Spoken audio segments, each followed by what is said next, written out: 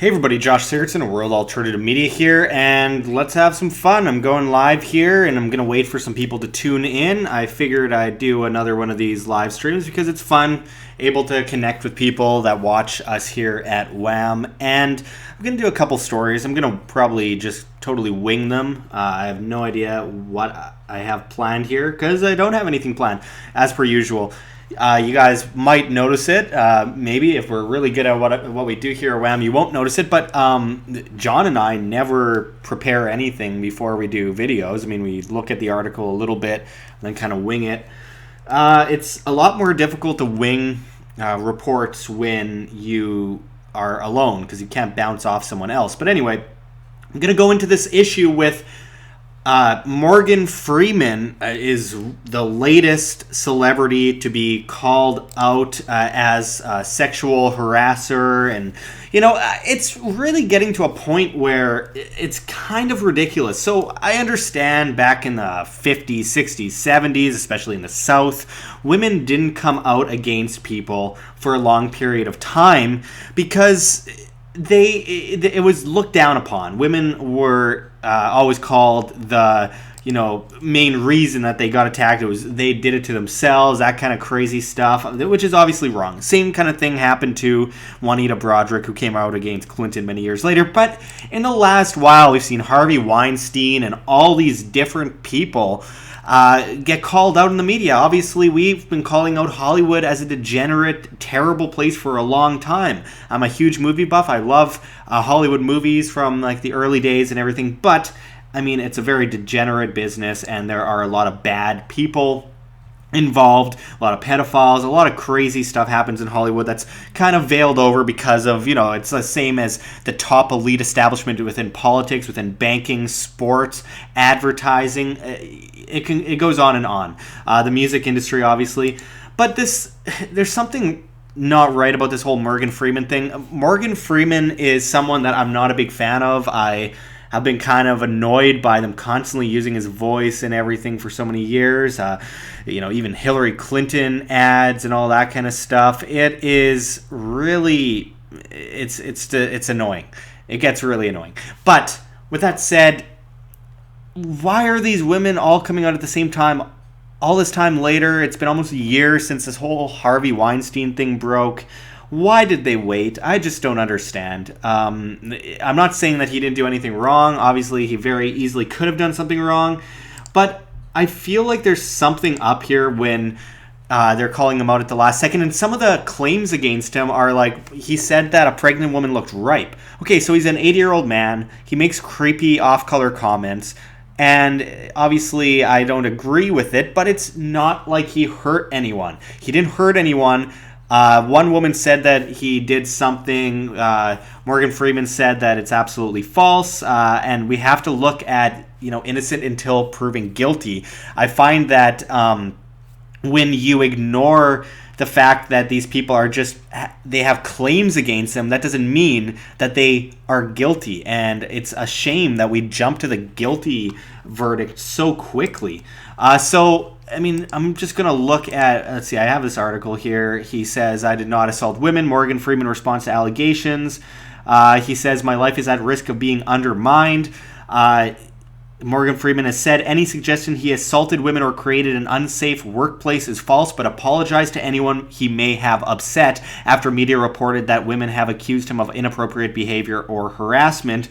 And he says, and I quote, I am devastated that 80 years of my life is at risk of being undermined in the blink of an eye by Thursday's media reports, Freeman said in a statement on Friday, a day after he first apologized. But I also want to be clear, I did not create unsafe work environments. I did not assault women. I did not offer employment or advancement in exchange for sex. Any suggestion that I did is completely false. He says, clearly I was not always coming across the way I intended. He says, and this is why I apologized Thursday and will continue to apologize to anyone I might have upset, however, unintentionally. So I find it a little bit odd, like I mentioned, but I mean, calling a pregnant woman ripe is creepy again, but not assault. Could be misconstrued as a harassment. I've talked with a lot of women on this. I'm just paraphrasing what they said. I would kill for someone to recognize me and say that I look good. I mean, it's a compliment. It's a creepy one. He's an older guy. But let's stop jumping to this conclusion that he's definitely guilty. This is getting to a point where it's a threat to men who just compliment women, that they're going to have their whole career ruined, they'll lose their job and everything because they compliment a woman. Now, if you go around grabbing women, touching them, obviously that goes against the non-aggression principle. It's wrong, it's sick, and you should be called out and exposed for it. If you go after children, you should be exposed for it. But let's be careful how far we bring this, to the point where any woman could just destroy someone that they don't like by accusing them of sexual harassment. It's a very, very slippery slope.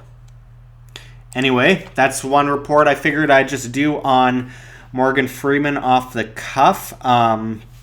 Let's see what I have here. Oh, yeah. So before I get to the questions, I also want to kind of go into this whole Tommy Robinson situation. Now, there are many things I don't like about Tommy Robinson. In fact, he kind of annoys me. But with that said, the fact that he's arrested for simply reporting on a really disgusting situation with some people who happen to be immigrants, something that the government has covered up for quite some time. He simply just reported on something that he was disgusted by, and now he's been arrested. The United Kingdom is a cesspool of authoritarianism when someone can go to jail for simply reporting on something, asking questions.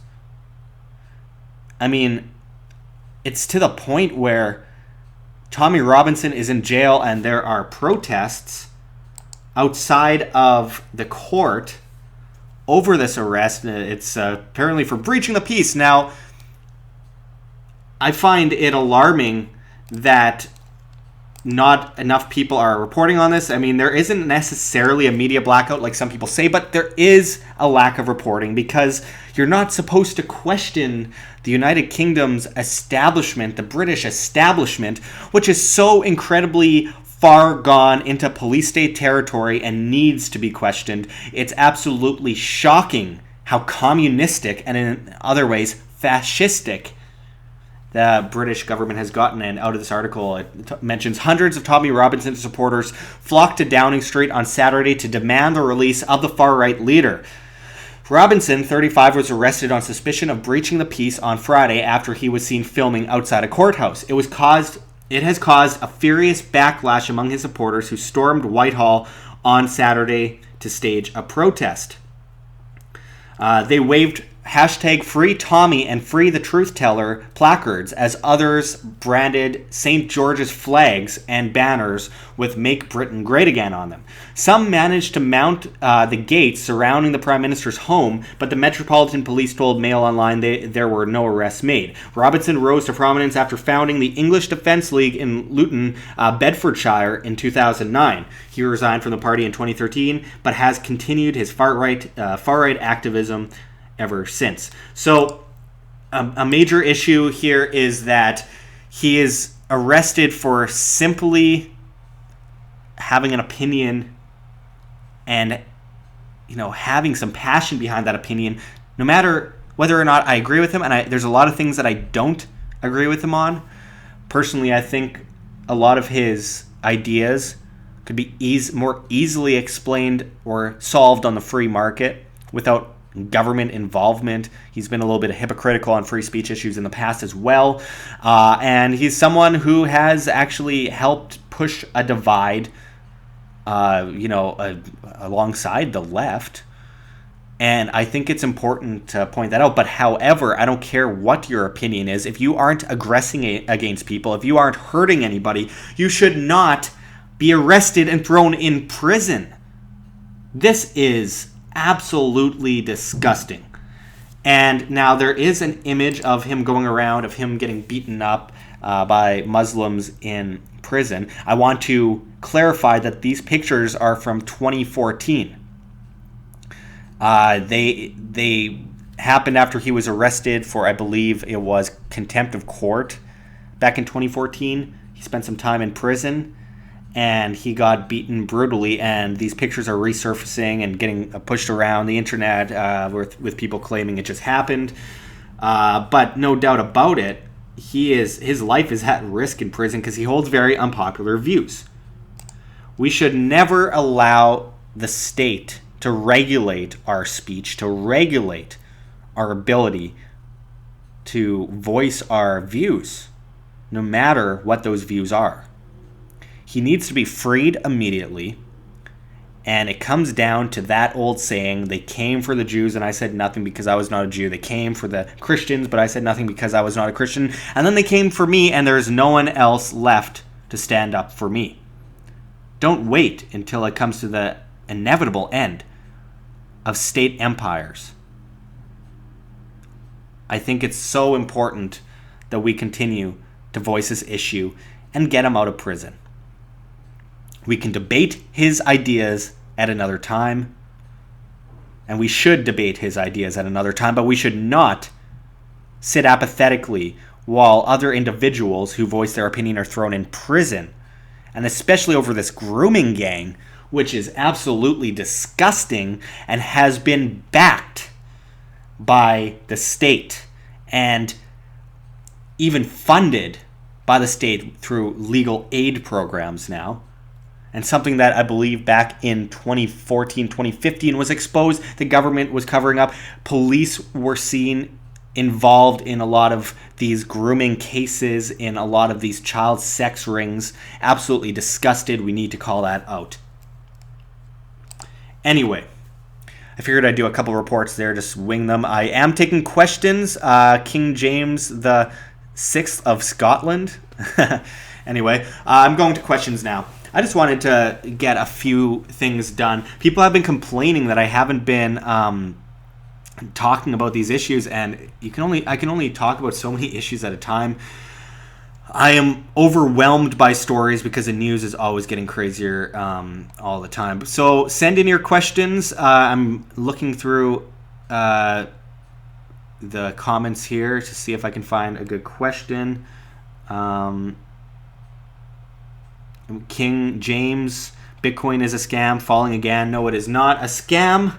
Markets rise and fall, especially a very volatile free market based in a competing currency system. Bitcoin is not a scam. There is no centralized authority that is benefiting from the use of Bitcoin. Bitcoin is a free market competing currency system that's decentralized based on a blockchain through blockchain ledgers. It is very, very innocent in that sense.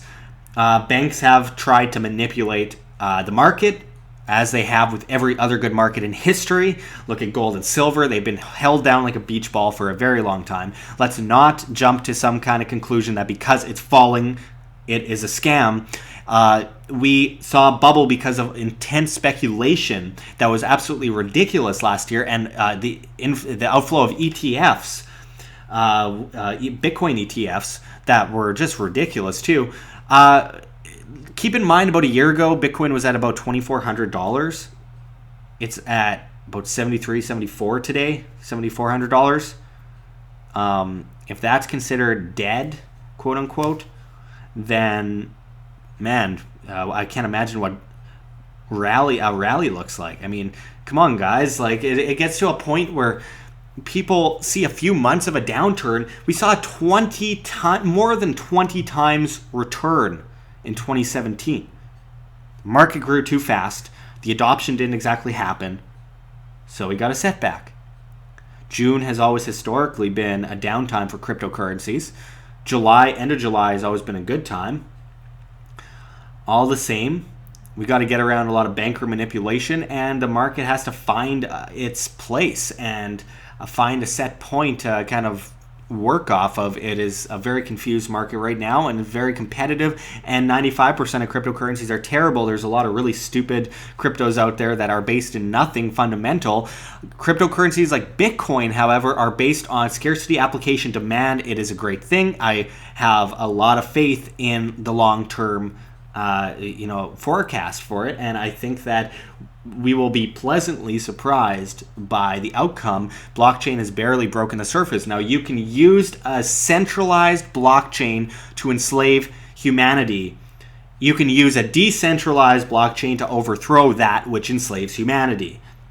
Understanding the difference between centralized and decentralized is incredibly important, and we have to understand it.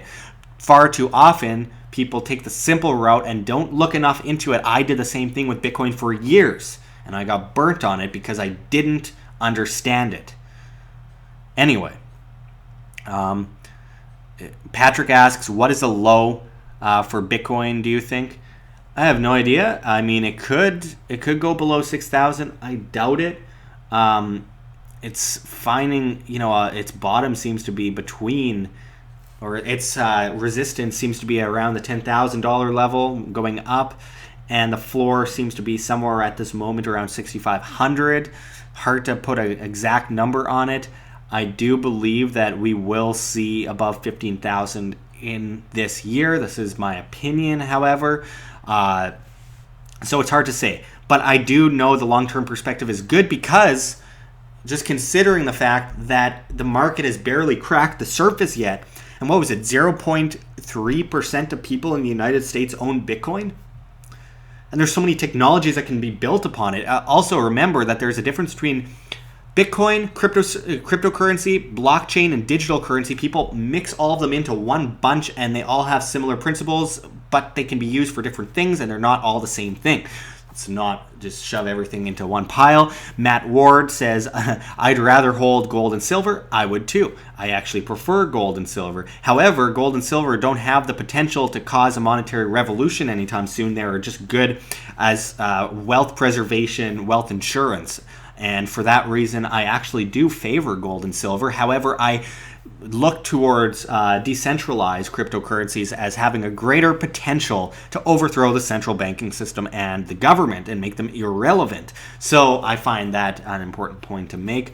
King James says, I'll remember this vid when the price hits $0. That ain't going to happen, King James, but please come back to me when it's above 20,000 again and bow to me as the new king. Anyway, let's see. Let's see. Lots of weird comments in the chat, as per usual. You guys never disappoint me on that. Let me see. David L. says, again, the lira, Italy, Brazil in trouble, expect a flash crash, or just talking about metals and cryptos? I'm talking about whatever you guys want me to talk about. And with the lira is being crushed in Iran. It's getting to the point where I can't imagine it lasting much, or I mean Turkey, not Iran. The Iranian or the Turkish lira. Sorry, let me just have some coffee here. Anyway, the Turkish lira is seeing a lot of problems. Obviously, it's the inevitable end point of fiat currency. They will crash eventually. They always have. They always will. Going back to 1024 AD in China. So this time is it going to be different? Sanctions don't help. A vast centralized society in Turkey and Erdogan doesn't help. We just put up a video, I believe, yesterday on the lira. As for Brazil, same issue.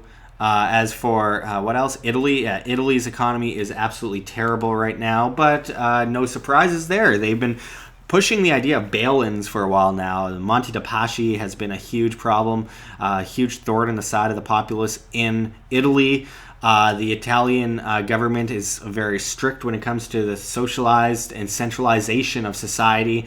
I've seen a lot of issues with the bailout for Monte dei Paschi, one of the oldest banks in the world, back in, I believe, don't quote me on this, late 2016, early 2017, which we reported on at the time. Let's see, wait a second.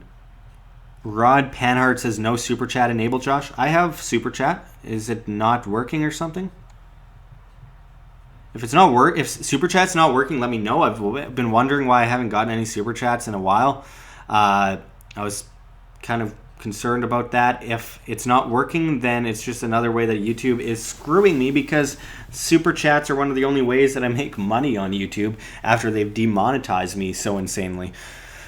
Oh, man. I appreciated David L. Thank you for watching. Let me see. A lot of comments about gay people and STEEMIT being gay. I'm not sure where you're going with that.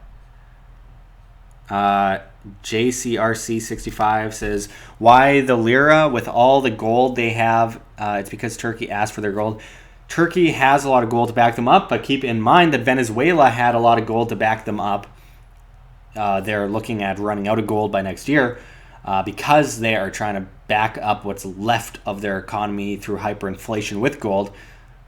But it's not. They don't have enough gold to bail out the amount of currency, the crisis, the debt that they are seeing within their monetary system and within their markets. Gold is best for individuals to sustain themselves on. They can put off a crash, but they cannot stop a crash from inevitably happening eventually with fiat. It's just centralization never works long term. It could happen, it could work short term, fine, but they devalue currency. They try to raise interest rates in order to keep the currency on its feet, and it always comes crashing down. And eventually you'll see either negative interest rates, you'll see hyperinflation. It's always going to happen. This time isn't going to be any different. Let's see. Hello, Darth Shady. Mr. fucking Nubia 123 says, I own silver. That's an odd name. He says, I own silver. Very good choice. In my opinion, it is a very undervalued metal. Mr. Cortez says, what is fiat? Fiat is legal tender currency printed out of thin air. It's an IOU, but it isn't owing. It's not promissory for anything. So you can't exchange it for any physical money of any kind. It's just a currency. They do quantitative easing, so they just print it out of thin air, and eventually they devalue it to its true value of zero. It's just paper, and it's based in the faith of the populace. And that faith will die as the currency's value dies. And when you go from spending $1 on a loaf of bread to $100 to $1 trillion, like in places like Zimbabwe or Venezuela, it's a huge issue, and it is by decree. Fiat is completely centrally planned and pushed by central banks and pushed on the populace via legal tender laws. No possibility for currencies to compete in the market. It is what the American dollar is. It is what the Canadian dollar is, British, pounds, and the euro and lira in Turkey, all of that, the Venezuelan bolivar. And before that, we had the gold standard, which was still centralized and bad. So they'd have a certain amount of gold, and then they print more paper than they have gold, and then hand out these IOU notes for gold, and they'd hand out an IOU to like 50 people for the same gold. So if there was a run on the bank, good luck. It was centralized, and it also created vast amounts of debt, and it was a problem. The only good economy is a free competing currency economy based on the individual demand of the populace. Let's see.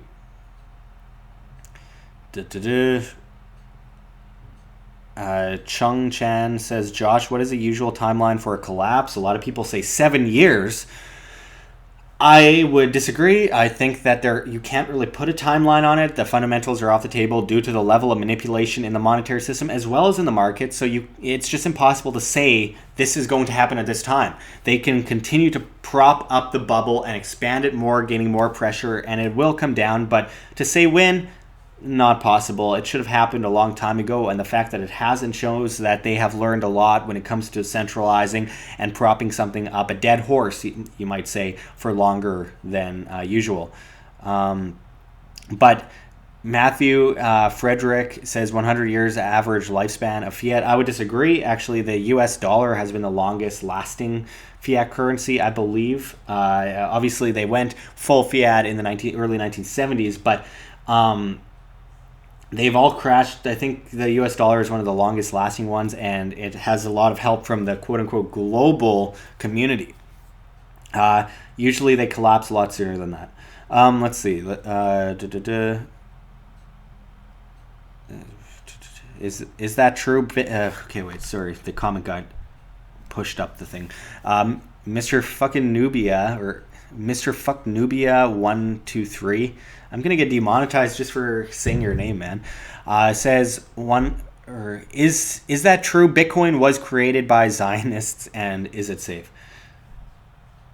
I don't see why it would benefit a global establishment to create something that's decentralized, that leads people to create their own decentralized cryptocurrencies, that affects dramatically the taxation system and the government, and the central banking system. Just isn't in their benefit. A centrally planned currency, digital currency, makes more sense, because if your money's in the bank, it's not yours, it's the bank's. And if your money's always going through the banks via digital transactions and legal tender laws, it's never your money, it's always a bank's, and you're essentially enslaved to the banking system and the government under those legal tender laws. So I would say that is a clear and present danger, and we're walking into a globalist, cashless, centrally planned cashless society.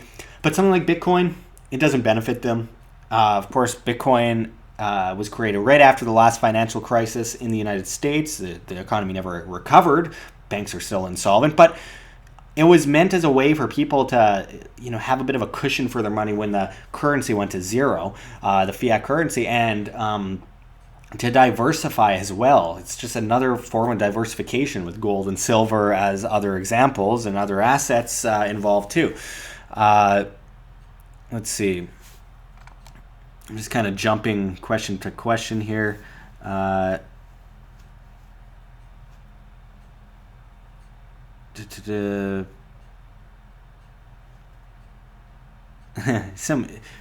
always some interesting comments. Now that YouTube has enabled it so other people watching the video when it's not live can see the comments, I'm happy about that, because I don't know why they didn't have that before, but I can take pauses here and people can understand when they see some of the crazy comments I see.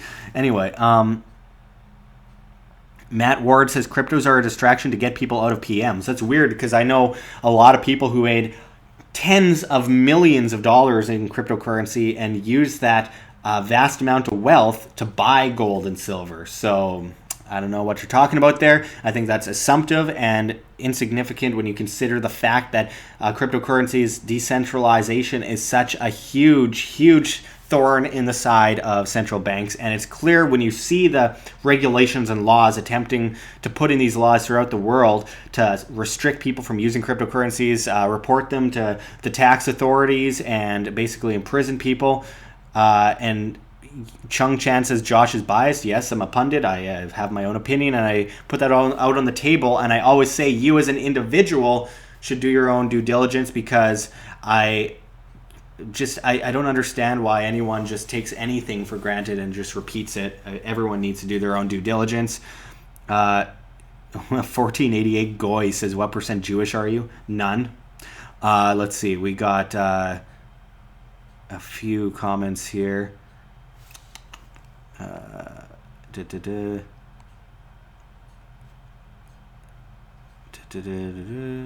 saw a good comment, but I don't know where it went. A lot of comments about being Jewish. I don't know. Yeah, I got a big nose. Mm-hmm. Let's see. Silver is the only way to salvation. Silver is awesome. As I've mentioned, I love silver. Bad Santa says, are you an anarchist or a statist? I'm an anarchist. I'm a voluntarist. I believe only in the private contract and voluntary interactions between free individuals.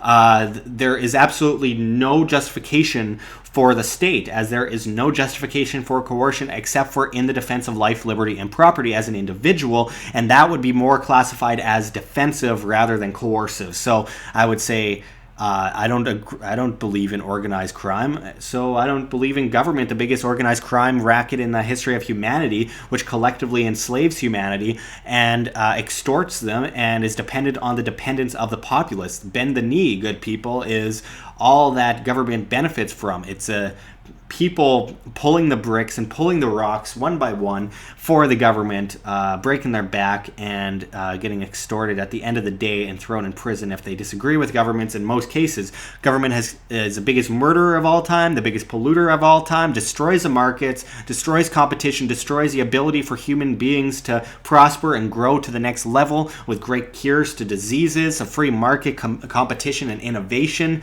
I would say that there's no doubt about it. I'm an anarchist, but I would call it anarcho-capitalist. But I worry about using that word often because I find that it scares people away. How is anarchy more devastating than hundreds of millions of people dead, Rainer Mola? I don't understand how individuals interacting freely on the free market, no different than a farmer's market, and individual demand so that you as an individual get judged by that which you do and do not do, rather than get judged by the government, this organized crime racket that murders people because they think they know what's best for you. There's absolutely no necessity for the state. Now, that doesn't mean I don't like government. That means I do not like coercive government. So private contract governance is not a bad thing. You as an individual decide what you want to do in your life. If you want to join a society and voluntarily sign over certain things to them, there's nothing wrong with that. That is the private contract, and you should have that right to do just that. You have the right to do everything as long as you aren't aggressing or hurting other people. Let's see.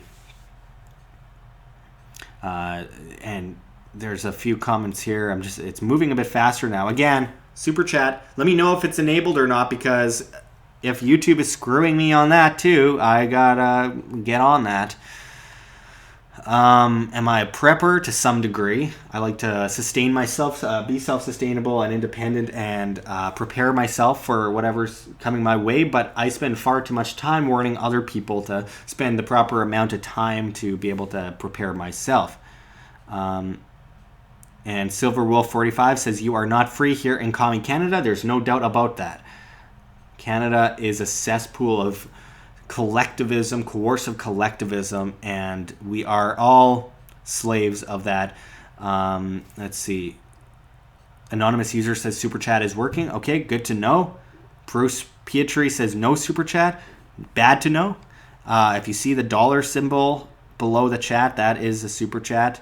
For those wondering, definitely helps me when I'm being so insanely demonetized. But I have seen a lack of super chats in recent days, which I'm a little bit surprised by. Let's see. But I still haven't heard back on why anarchy is more devastating than government. I don't understand that belief system. It doesn't make sense. Let's see. Some questions I will not answer. Let's see. We should.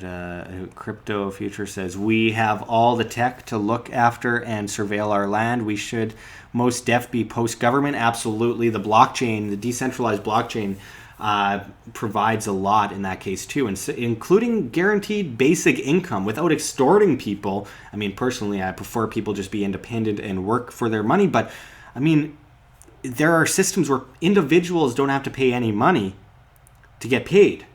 There is no need for taxation to fund people who are unable to work. And even so, the purchasing power in a competing currency system without inflation means more money in people's hands. Without taxation, more money in people's hands, greater innovations, better health. Better innovations mean better treatments, better medicines.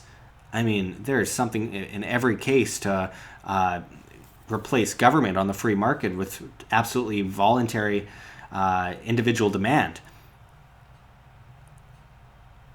Let's see. Yeah, and we always hear anarchy as this chaotic, cherry bomb throwing movement that we hear from like old silent movies. Some guy with a twirly mustache throwing a bomb at a parade. It's absolutely nonsense. That isn't anarchy. That's aggression. That's collective aggression. And that isn't something that anarchists should stand by. You're ruling people by throwing bombs at them as you are ruling their inevitable end by killing them. That is you deciding how their life will end. That is a form of rule. Capitalism isn't. It's outside of the government. It's individual demand of your dollar. You as an individual you know, fair and square, shaking someone's hand and saying, I will give you this amount of money for that, in exchange for that. And the person agrees, great. You shake hands on it, you go your separate ways, and you both have what you want. But Darth Shady says, how can anarchists prevent aggression and mass chaos? A great example is Edward Stringham wrote a book called Private Governance, where he explains the private police systems or individual police groups that are privatized, paid through charity, etc. And people have much more money to give through charity, in my case, what I present. In San Francisco, they had private police for a very long time, and crime went skyrocketing up the second that they it went public. If you have different police forces competing against each other, they will provide the best service for the best price, and they can't go around beating up and killing black people, because you do that and, yeah, you're going to have a bad time. Your private business will go down. You will not make money. You will not have paid leave like these government henchmen, pirates that, you know, are above the law because they work for the government and they're pirates for the government, and they don't have to worry about the public approval because the police will always get the funding, and usually increased funding. Let me see. AU Kekistani says, hey, dirty hippies. Yeah. I'm guessing you saw my comment on We Are Change video from today. I like to mess around with Luke Rudowski and Jeff Berwick. They're good friends of mine. I just like to laugh at some of their videos and poke fun at them because they're going out into the middle of some jungle to get like stem cell treatment. I don't know. To each their own.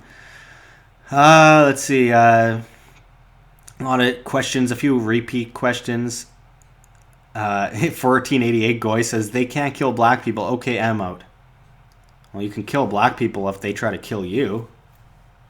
Preferably, you'll go for the least aggressive defense, though, unless absolutely necessary.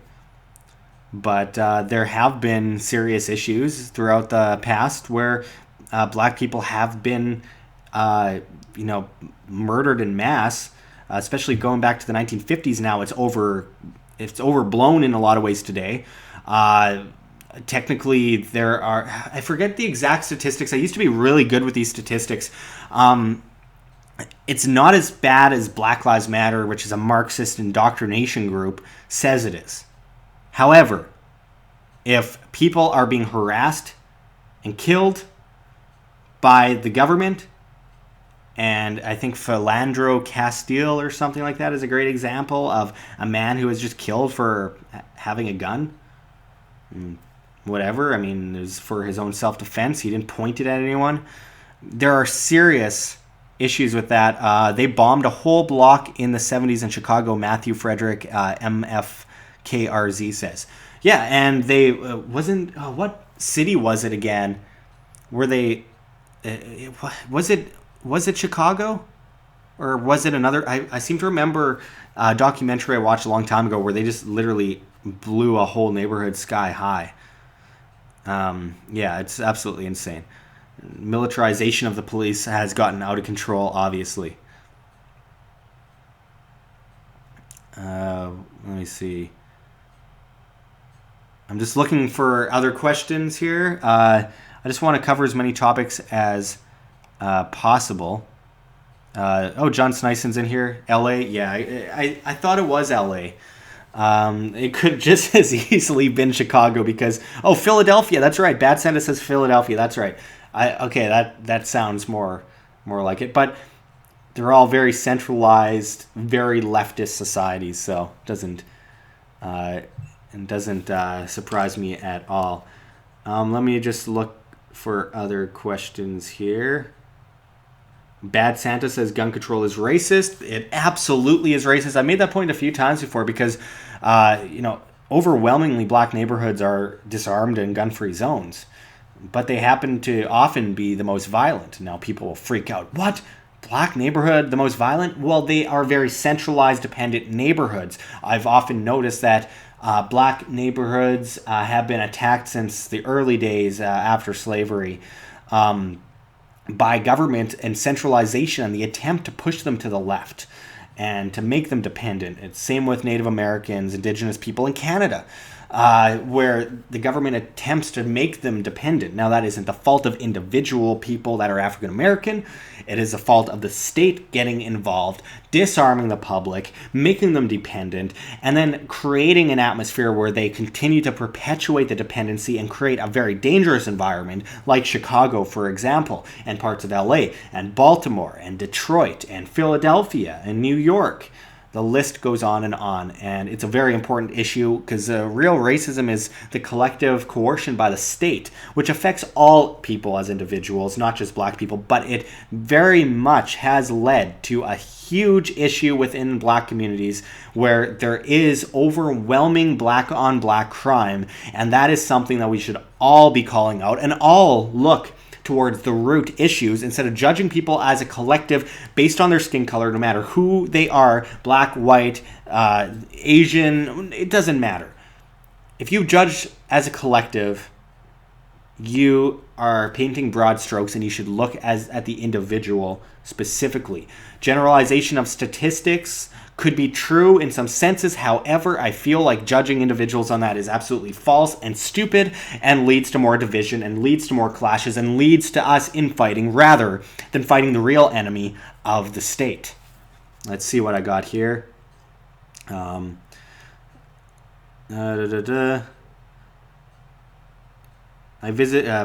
Cortez says, I visited Chicago a couple of weeks ago and it was rough on the south side. Absolutely. Countless murders, countless shootings.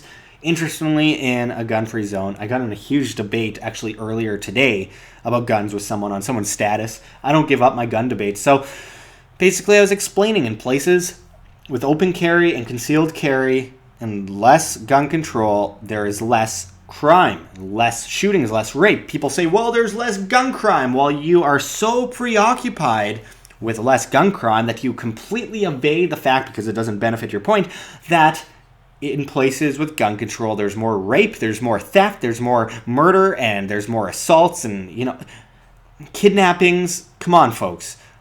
Places where people have the right to bear arms are statistically safer than places without. That's FBI stats, NSC stats going back decades. And overwhelmingly, by the way, Chuck McGill, I did a whole report at the beginning of this on Tommy Robinson.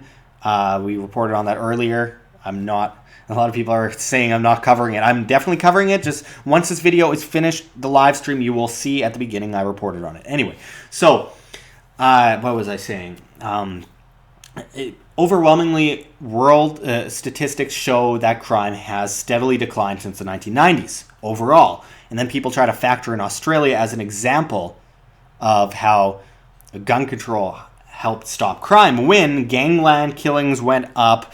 And overwhelmingly, if you actually taking into account the global statistics and then put them next to Australian statistics, it's absolutely incorrect to say that they had a factor on bringing down crime. And there's another mass shooting recently, I believe last week in Australia. Now, gun crime is down, theft, rape, the likes are up. Let me find, I have statistics on this. Let me just find the stats here. It's from a great Dana Lash article from a while back ago where she breaks down FBI and NSC stats. Let me just search here. Australia. Okay, so here I'll just read some of this. Myth: the United States has more guns, thus more gun crime than Britain and Australia. Fact: handgun crime has doubled in Britain since their ban, and violent crime in both countries has increased. And it says, within a decade of the handgun ban and the confiscation of handguns from registered owners, crime with handguns has doubled, according to British government crime reports. Gun crime, not a serious problem in the past, now is. Armed street gangs have some British police carrying guns for the first time. And off track there for a second, they're trying to take knives away now, which is just so dumb. Talk about a dependent, apathetic public that will allow the government to basically rape them. Hence, Tommy Robinson. Let's look at Australia. And as it says, While there has been much controversy over the result of the law and buyback, Peter Rauter and Jenny Muzos, in a 2003 study published by the Brookings Institution, found homicides continued a modest decline since 1997. They concluded that the impact of the National Firearms Agreement was relatively small, with the daily rate of firearms homicide declining 3.2%. In 2008, the Australian Institute of Criminology reported a decrease of 9% in homicides and a one-third decrease in armed robbery since the 1990s, but an increase of over 40% in assaults and 20% in sexual assaults. Take Melbourne, Australia's second most populous city. Between January 16, 1998 and April 19, 2010, 36 criminal figures or partners were murdered during the Melbourne gangland killings. Alas, family environments from businesses to parks were drawn into the mess. The passage of gun control laws fueled our illegal arms market, and gun-hungry gangs multiplied. The significance: many gangland deaths wars involved bullets. The tribal fights exploded after the Port Arthur massacre inspired gun laws against mainstream media predictions. So, anyway, the point is, places with more guns, less crime. I've gone over these statistics a million times, and I'll just try and find some of them right now. Let's see. Okay. Between 2008 and 2009, the FBI preliminary numbers indicate that murders fell nationally by 10% and by about 8% in cities that have between 500,000 and 999,999 people. Washington's population is about 590,000 people. During the same period of time, murders in the district fell by an astounding 25%, dropping from 186 to 140. The city only started allowing its citizens to own handguns for defense again in late 2008. Examining all the multiple victim public shootings in the United States from 1977 to 1999 shows that, on average, states that adopt right-to-carry laws experience a 60% drop in the rates at which the attacks occur and a 78% drop in the rates at which people are killed or injured from such attacks. The NSC estimates that in 1995, firearm accidents accounted for 1.5% of fatal accidents. Larger percentages of fatal accidents were accounted for by motor vehicle accidents, 47%, falls, 13.5%, poisonings, 11.4%, drowning, 4.8%, fires, 4.4%, and choking on an ingested object, 3%. Violent crime rates are highest overall in states with laws severely limiting or prohibiting the carrying or concealed firearms for self-defense. And that is FBI Uniform Crime Reports 1992. The total violent crime rate is 26% higher in the restrictive states, 798.3 per 100,000 population, than in the less restrictive states, 631.6 per 100,000. The homicide rate is 49% higher in the restrictive states, 10.1 per 100,000, than in the states with less restrictive CCW laws. And the robbery rate is 58% higher in restrictive states. So, and I could go on and on and on. The point is, folks, gun control leads to more violence, leads to more crime, leads to more rape, leads to more homicide. And to support it is to support violence. You say that you're against violence, and then you depend on the biggest murdering gang of criminals in the history of mankind, the government, to stop that violence. Prohibition doesn't work. Look what happened with cannabis. It's not going to work for guns. It's going to be even worse for guns. It has been even worse for guns. That's why we see what we see in Chicago. That's why we see this combination, actually, of the drug war. For example, the arming and funding of cartels, the prohibition of cannabis and other drugs, which severely affects individuals living in Mexico, severely affects gangland violence, and then at the same time, as we have these gangs rising up on the black market because of crazy, stupid laws that restrict individuals' freedoms, we also have a lot more violent crime. And we see the combination of the drug war and the war against guns in Chicago clashing with each other. And that is one of the most important things to understand, is the centralization of society, and prohibition always end in violence, death, destruction and the destruction of course, the free market and free individuals, especially landing free people in prison and landing free people in a coffin. Anyway, Gerg X Real says, Josh, are you going to quit smoking? And he says, I hide it. I smoke on occasion. I don't smoke that much. Let's see. And I've tried. It's mostly on trips. You know, when I go to events, I smoke a bit. What? Rainer Mola says, so are you for banning guns completely in America, like in Canada? Man, did you not just... I just talked for like 20 minutes about how terrible gun control is. No, I'm not for banning... I'm against government in general, and I'm not for banning guns. You as an individual should be able to defend yourself. I just read all these statistics showing that guns lead to more, or lack of guns lead to more violence. More guns leads to more safety. So no, I'm not for banning guns. Sometimes I wonder, guys. Sometimes I wonder. Anyway. So I'm going to be signing out right away. I was hoping to only go about 30 minutes, but alas, it's been 50 minutes and 33 seconds apparently. So I will be signing out soon. Thank you, everyone, for tuning in. Yes, AAAA says first thing Hitler did was take the guns. Let me just actually read a quick quote from Hitler on gun control, which might make a lot of the Antifa folks think twice about their support for gun control. Let me just find the quote here quickly. Okay, here we go. And I quote, the most foolish mistake we could possibly make would be to allow the subject races, meaning Jews, to possess firearms. History shows that all conquerors who have allowed their subject races to carry arms have prepared their own downfall by doing so. Indeed, I would go so far as to say that the supply of arms to the underdogs is a sine qua non for the overthrow of any sovereignty. So let's not have any native militia or native police. German troops alone will bear the sole responsibility for the maintenance of law and order throughout the occupied Russian territories, and a system of military strongpoints must be evolved to cover the entire occupied country. So what Hitler is saying basically is that the government alone should have control over the narrative. The government alone should have control over the quote-unquote defenses of the populace. Disarm the people that might oppose and arm the militants that support. A lot of people say, well, Hitler armed a ton of people. Yeah, the military.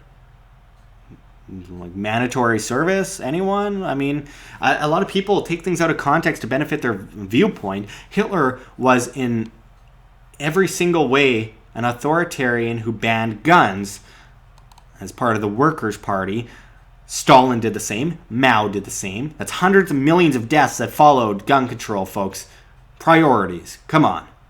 Individuals shall speak for themselves, shall rule themselves, and no collective, coercive entity, no gang of criminals shall take over the freedoms of the individual. No 51% shall decide what the 49% can or cannot do. We cannot bow apathetically with the chains we revere to slavery like the state. We cannot eat the grass on the farm thinking everything's right because you can, walk out in the sunshine and feel free. You keep eating that grass, everything's good on the plantation, everything's good on the farm. Can't leave the fences, but everything's good. Until they bring you off with a smile on your face to the slaughter. And there's nothing left that you can do because it's too late.